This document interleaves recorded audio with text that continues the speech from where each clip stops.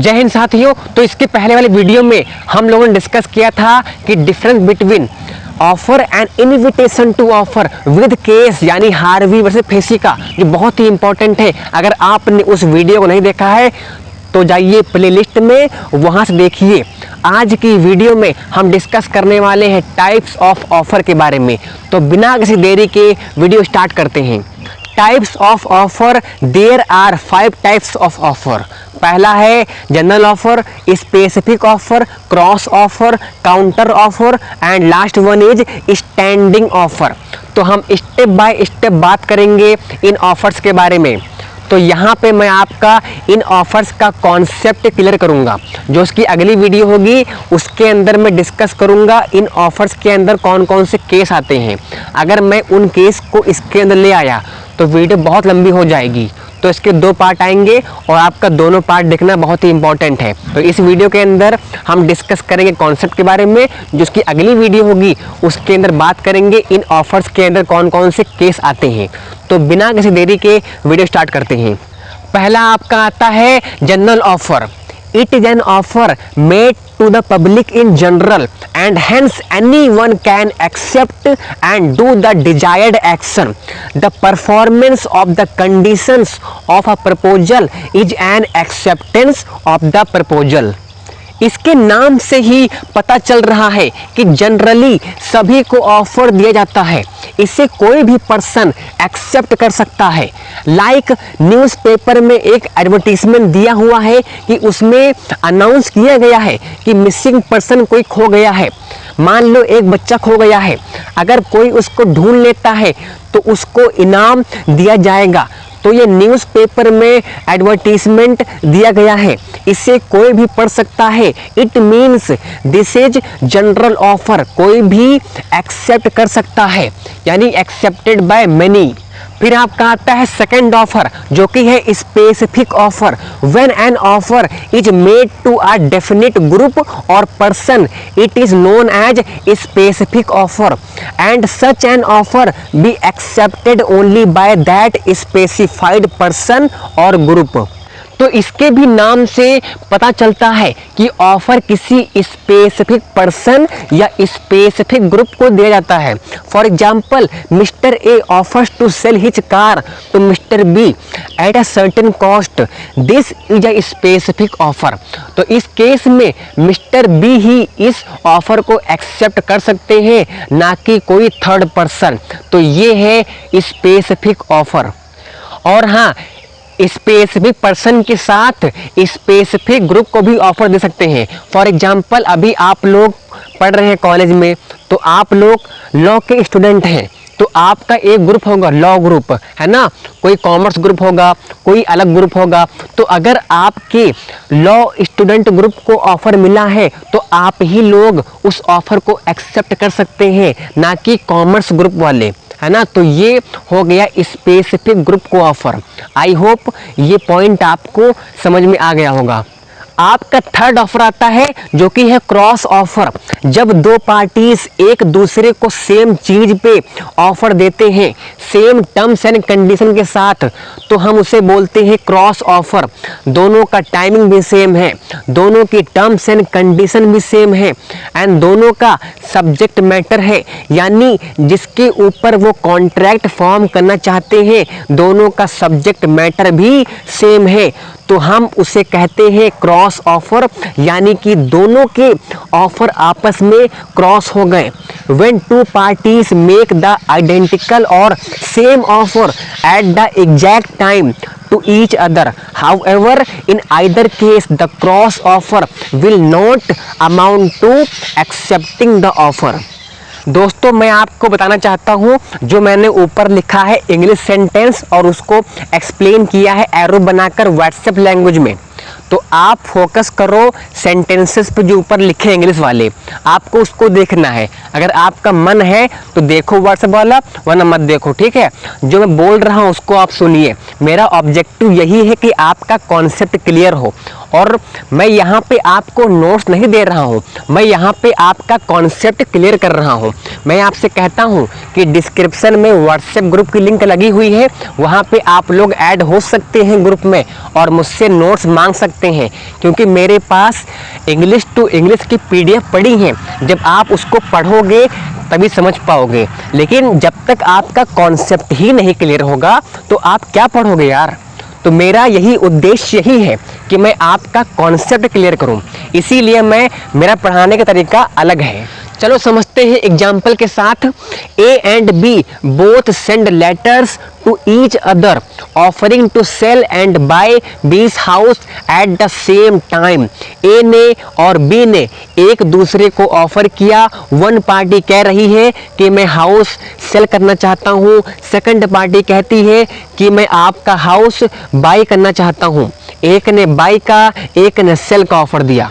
तो दोनों का ही टर्म्स एंड कंडीशन सेम है, दोनों का सब्जेक्ट मैटर भी सेम है, हाउस की बात कर रहे हैं दोनों।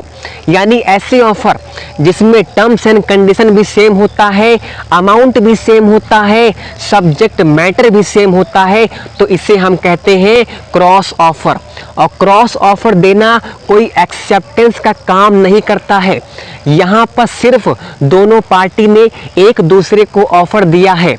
अब ऐसा नहीं हो सकता कि in future A and B ये कहेंगे कि हमने तो सेम ही ऑफर दिया था, तो एक तरीके से हमने एक्सेप्टेंस ही दिया है ना, वो भी राजी है, मैं भी राजी हूँ, तो ये ऑफर बन गया।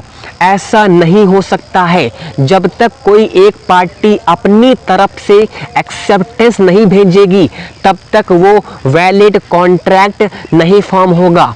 इस एग्जाम्पल में दोनों पार्टी ने सिर्फ एक दूसरे को ऑफर दिया है, एक्सेप्टेंस किसी भी तरफ से नहीं आया है, तो इसलिए ये कोई वैलिड कॉन्ट्रैक्ट नहीं फॉर्म होगा। तो इन फ्यूचर ए ने मना कर दिया कि मैं हाउस को सेल नहीं करना चाहता हूँ, या फिर बी ने मना कर दिया कि मैं हाउस को परचेस नहीं करना चाहता, तो इस केस में पार्टीज कोर्ट नहीं जा सकती, क्योंकि कोर्ट इसे वैलिड कॉन्ट्रैक्ट मानता ही नहीं है, क्योंकि इन दोनों ने सिर्फ ऑफर दिया है, ना कि एक्सेप्टेंस। जब तक एक्सेप्टेंस नहीं होगा तब तक कॉन्ट्रैक्ट नहीं बनेगा। नेक्स्ट पॉइंट यही लिखा है, cross offers are not valid offer, and in a cross offer there is no acceptance but only simultaneous offers being, and therefore a cross offer will not lead to the formation of a contract। I hope ये point आपको समझ में आ गया होगा। फिर आपका next आता है काउंटर ऑफर। काउंटर ऑफर में जब एक पार्टी आपको कोई ऑफर देती है और हम सामने वाली पार्टी के ऑफर को रिजेक्ट करके अपना ही एक ऑफर दे देते हैं, उसे बोलते हैं काउंटर ऑफर।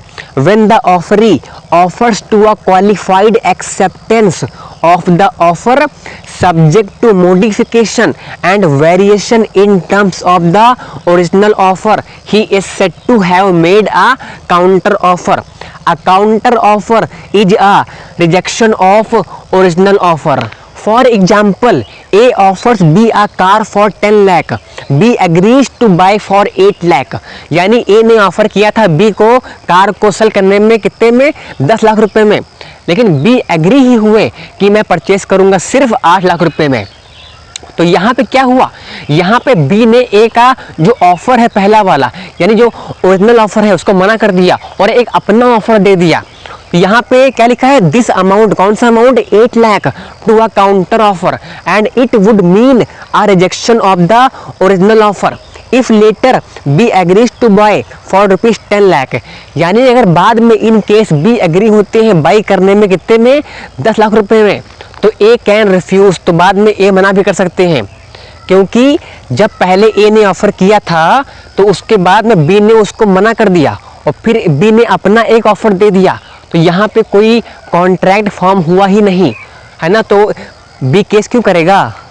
अच्छा एक और बात, आप लोग एग्जाम्पल अपने आप लिख सकते हैं, ठीक है, बट वो एग्जाम्पल सही होना चाहिए, है ना। अगर आपको ये एग्जाम्पल समझ में नहीं आया है तो मैं आपको एक प्रैक्टिकल एग्जाम्पल लेता हूँ जिससे आप लोगों को ये कॉन्सेप्ट एकदम समझ में आ जाएगा। अच्छा, हम लोग मार्केट जाते हैं, मान लो आपको 1 किलो आलू खरीदना है, तो आपने सब्जी वाले भाई से कहा कि क्या प्राइस है, उसने कहा 30 रुपये पर केजी है। फिर आपने कहा यार 25 में दो, तो जैसे ही उसने 30 रुपये का बोला, वो ओरिजिनल ऑफ़र था पर उनके ऑफ़र को आपने मना कर दिया, आपने कहा 25 में दो, यानी आपने खुद एक ऑफ़र दे दिया उसको, जिसे हम बोलते हैं काउंटर ऑफ़र। तो जब हम सामने वाले के ओरिजिनल ऑफ़र के सामने अपना ऑफ़र रख देते हैं तो उससे हम बोलते हैं काउंटर ऑफ़र।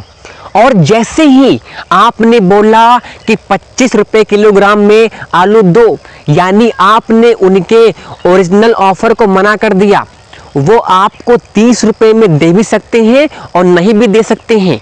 मान लो उसने आपको 25 रुपये पर केजी में देने से मना कर दिया, फिर आपने कहा अच्छा ठीक है आप 30 में ही दे दो। अब उनकी मर्जी है, वो देना चाहे तो आपको दे सकते हैं 30 रुपये में, और वो अगर वो मना कर देते हैं तो उनके खिलाफ कोर्ट में केस नहीं कर सकते हैं, क्योंकि जैसे ही आपने काउंटर ऑफ़र रखा तो ऑटोमेटिकली उनका जो ओरिजिनल ऑफ़र था 30 रुपये का वो रिजेक्ट हो गया। यानी कि ऐसे ऑफ़र जो कि क्वालिफाइड एक्सेप्टेंस होते हैं, क्वालिफाइड एक्सेप्टेंस मतलब ऐसी एक्सेप्टेंस आपने दी जिसमें आपकी टर्म्स एंड कंडीशन थी। उनका ऑफ़र 30 रुपये पर केजी था पर आपने अपनी एक्सेप्टेंस कैसी दी, ठीक है मैं ले लूँगा 25 रुपये लगा लो, तो आपने अपनी एक्सेप्टेंस तो दी लेने के लिए, लेकिन आपने अपनी कंडीशन लगा दी कि आप 25 में लोगे। तो ऐसे ऑफर्स जो कि ओरिजिनल ऑफ़र के अपोजिट में आते हैं उसे हम कहते हैं काउंटर ऑफ़र। आई होप ये एग्जाम्पल आपको समझ में आया होगा, और ये प्रैक्टिकल एग्जाम्पल है। आप लोग अपने लाइफ में ऐसा काम करते हैं, यानी मार्केट जाते हैं, सब्जी खरीदते हैं, तो ये अच्छा आपके लिए कॉन्सेप्ट है समझने के लिए। तो इस एग्जाम्पल को अपने एग्जाम में मत लिखना, ये मैंने सिर्फ आपको समझाने के लिए बताया था। जो पीछे एग्जाम्पल है कार वाला, आप उसको लिख सकते हैं, है ना, या अपने आप बनाकर लिख सकते हैं, पर वो एग्जाम्पल सही होना चाहिए, ठीक है। फिर आपका लास्ट में एक ऑफर आता है जिसे हम बोलते हैं स्टैंडिंग ऑफर। स्टैंडिंग ऑफर के अदर नेम भी हैं, जैसे कि कॉन्टिन्यूइंग ऑफर कहते हैं और ओपन ऑफर कहते हैं। तो an offer which remains open for acceptance over a period of time is called a standing offer. यानी कि ऐसे ऑफर जो कि ओपन रहते हैं एक्सेप्टेंस के लिए over a period of time, यानी मैंने आपको एक पर्टिकुलर टाइम लिमिट बता दिया कि मेरा ऑफ़र ये है, ये ऑफ़र 6 मंथ तक वैलिड है, अगर आप चाहें तो आप मुझसे परचेस कर सकते हैं।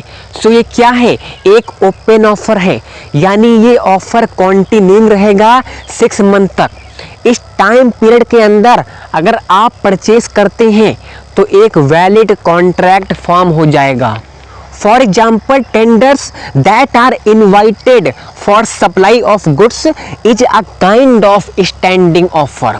मान लो किसी ने किसी को अपना टेंडर भेजा है कि ये हमारे रेट्स हैं, मान लीजिए कोई ब्रिज बन रहा है और उसने अपना टेंडर भेजा है कि ये हमारे रेट्स हैं, इसके हिसाब से आप देख लीजिए, और जो सामने वाला ब्रिज बनवा रहा है वो टेंडर को एक्सेप्ट कर लेता है और कहता है कि अभी 3 साल लगेंगे ब्रिज बनने में, तो जब तक ब्रिज बन नहीं जाता है तो तुम इन 3 साल तक जो भी सामान है वो सब तुम भेजते रहना, जो कुछ भी सामान लगता है ब्रिज बनने के लिए वो सब तुम भेजते रहना।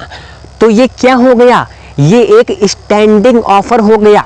Tender is the best example of standing offer.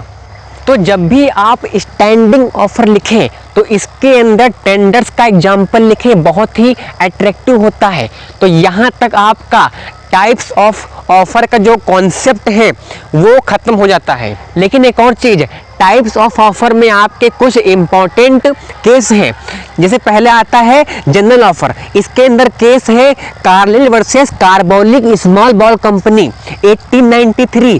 फिर आता है स्पेसिफिक ऑफर, इसके अंदर केस है वीक्स वर्सेस टाइबोल्ड जो कि हुआ था 1805 में। फिर थर्ड है काउंटर ऑफर, इसके अंदर केस है हाइड वर्सेस रेंच। तो इस केस की एक अलग वीडियो आएगी जिसके अंदर हम डिस्कस करेंगे इस केस के फैक्ट के बारे में। जब भी आप लोग ऑफर लिखें तो इसके नीचे केस को मेंशन कर दें, है ना।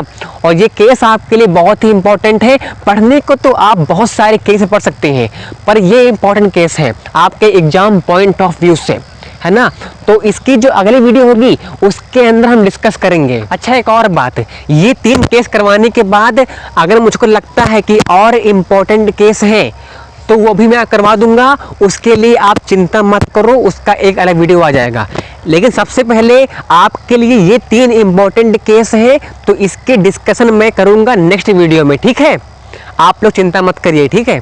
अगर आपको इन सारे टॉपिक्स के नोट्स चाहिए तो डिस्क्रिप्शन में व्हाट्सएप ग्रुप की लिंक लगी हुई है, वहां पे आप लोग ग्रुप में ऐड हो सकते हैं और मुझसे नोट्स मांग सकते हैं। मैं आपको टोटली इंग्लिश टू इंग्लिश के नोट्स प्रोवाइड करूंगा। यहाँ यूट्यूब पे मेरा यही ऑब्जेक्टिव है कि मैं आपका कॉन्सेप्ट क्लियर करूं। यहाँ मैं आपको नोट्स नहीं प्रोवाइड कर रहा हूँ, मैं ऊपर लिखता हूँ इंग्लिश में, नीचे उसको एक्सप्लेन करता हूँ व्हाट्सएप लैंग्वेज में, है ना। तो मेरा यही ऑब्जेक्टिव यही है कि आपका कॉन्सेप्ट क्लियर हो। आप व्हाट्सएप पे आओ, मुझसे नोट्स मांगो इंग्लिश टू इंग्लिश के और उसको पढ़ो। और जब मेरा आप यूट्यूब का पढ़ाई पढ़ोगे, जब दोनों पढ़ोगे तो आपका कॉन्सेप्ट और ज़्यादा स्ट्रांग हो जाएगा और आप अपने आप से एक अच्छा आंसर फ्रेम कर सकोगे अपने एग्जाम में, है ना। तो इस बात का आपको ध्यान रखना है। मैं आपको डबल नोट दे रहा हूँ, एक हिंदी प्लस इंग्लिश दोनों मिक्स और एक इंग्लिश टू इंग्लिश। जब आप दोनों पढ़ोगे तो आपका कॉन्सेप्ट और ज़्यादा स्ट्रांग हो जाएगा, ठीक है। तो आप व्हाट्सएप पे आओ और मुझसे नोट्स लो। तो मिलते हैं नेक्स्ट वीडियो में, तब तक के लिए जय हिंद जय भारत।